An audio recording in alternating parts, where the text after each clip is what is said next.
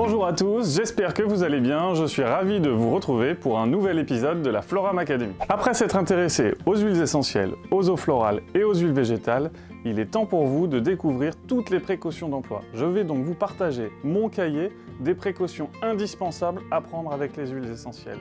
Vous le savez, les huiles essentielles sont des substances actives très puissantes, il ne faut pas faire n'importe quoi avec. Premièrement, les huiles essentielles sont déconseillées pour les femmes enceintes, les femmes allaitantes et les enfants de moins de 7 ans. On ne laisse donc pas à la portée des enfants les flacons d'huile essentielle. Les huiles essentielles ne doivent pas être utilisées pures. On peut les diluer dans de l'huile végétale pour une utilisation en voie cutanée diluée.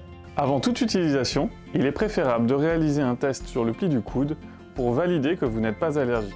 Ce test est donc primordial si vous pensez être allergique. Enfin, nous déconseillons fortement l'utilisation des huiles essentielles pour les personnes étant au courant qu'elles sont allergiques ou ayant des antécédents de convulsions.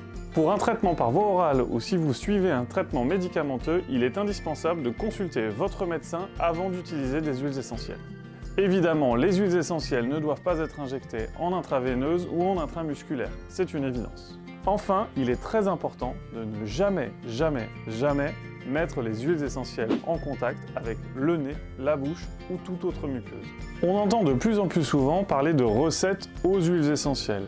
Attention, lorsque vous réalisez un mélange contenant des huiles essentielles, il y a des dosages à respecter. Il est très important de savoir que d'une marque à l'autre, le compte-gouttes est différent. Et si le compte-gouttes est différent, cela veut dire que le dosage est différent.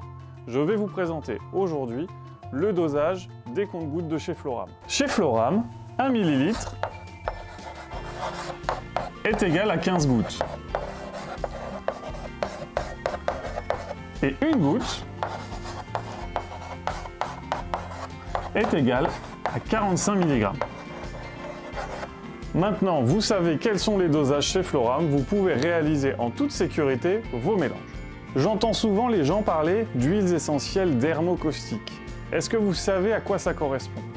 Eh bien, je vous propose d'appeler Isabelle, ma collaboratrice qu'on a vue dans l'épisode précédent, qui va nous expliquer exactement ce qu'est une huile dermocaustique. Bonjour Isabelle, comment vas-tu? Bonjour Paul Benoît, ça va très bien, merci. Peux-tu nous expliquer ce qu'est une huile essentielle dermocaustique? Une huile essentielle dermocaustique est une huile qui est irritante pour la peau. Mais pourquoi sont-elles irritantes?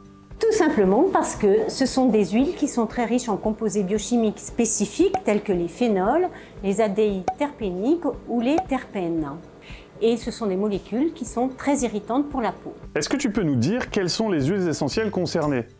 Toutes les huiles essentielles d'agrumes, c'est-à-dire le citron, l'orange, le pamplemousse, la bergamote et aussi la mandarine. On retrouve ces molécules dans la verveine yunnan, l'origan compact, le lemongrass, la sarriette des montagnes et la cannelle, ainsi que le thymol, qui sont donc des huiles essentielles dermocaustiques. Merci Isabelle, je pense que nos apprentis experts en savent déjà beaucoup plus. À très bientôt, on aura certainement encore besoin de toi. Bon, les précautions d'emploi, c'est très compliqué, je pense qu'on a besoin de faire une pause. Venez avec moi et je vous emmène dans le jardin.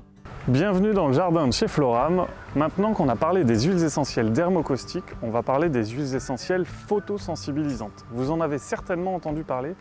Qu'est-ce que c'est? Eh bien c'est très simple. Certaines huiles, quand elles entrent en contact avec la peau et que le soleil se réverbère dessus, à ce moment-là, une réaction apparaît. Les principales réactions sont l'apparition de taches brunes. Vous savez maintenant ce que sont des huiles essentielles photosensibilisantes. Mais vous vous demandez certainement quelles sont les huiles essentielles concernées. Eh bien c'est très simple, il s'agit des essences d'agrumes. Pourquoi les essences d'agrumes? Parce qu'elles contiennent des molécules qui sont les furocoumarines. Et ces furocoumarines, en contact avec le soleil, donnent l'apparition de taches brunes.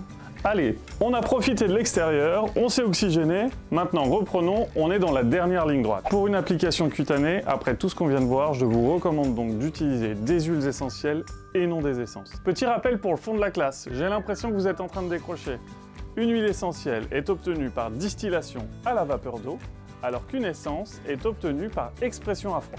Ça y est, on y est arrivé, c'était une séance longue, difficile, beaucoup de contraintes, mais maintenant vous savez utiliser les huiles essentielles en toute sécurité. N'oubliez surtout pas de respecter toutes ces règles qui sont indispensables. Je suis sympa, aujourd'hui pas d'évaluation, reposez-vous bien, mais je ne vous garantis rien, peut-être que la prochaine fois, on aura une petite évaluation surprise. Rendez-vous en description de la vidéo pour télécharger mon cahier avec toutes les précautions d'emploi. Je vous remercie d'avoir regardé cet épisode et à très bientôt dans la Floram Academy.